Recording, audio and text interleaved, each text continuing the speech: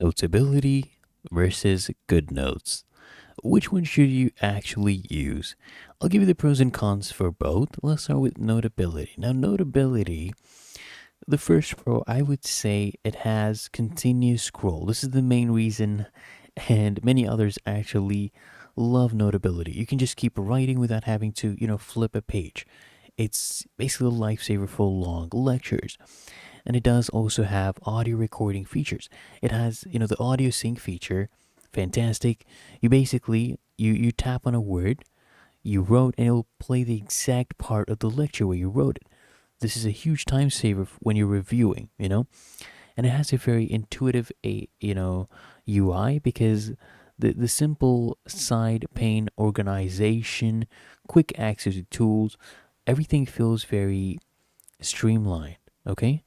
And the main cons, I would say, first of all, the subscription model.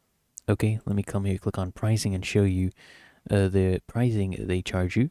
So there is a starter plan, which is free, unlimited notes, and everything like that. But they have a pro and a plus plan.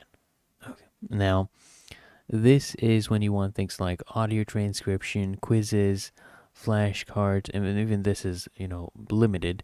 If you want unlimited, you need to get pro. But it is cheap, like $20 a year. That's about per month. It would come down to less than $2.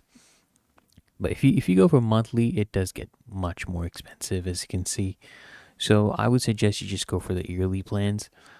And another thing is the handwriting feel. The handwriting feel, while it's gotten better, I would say many users still feel the pen strokes are less natural compared to GoodNotes.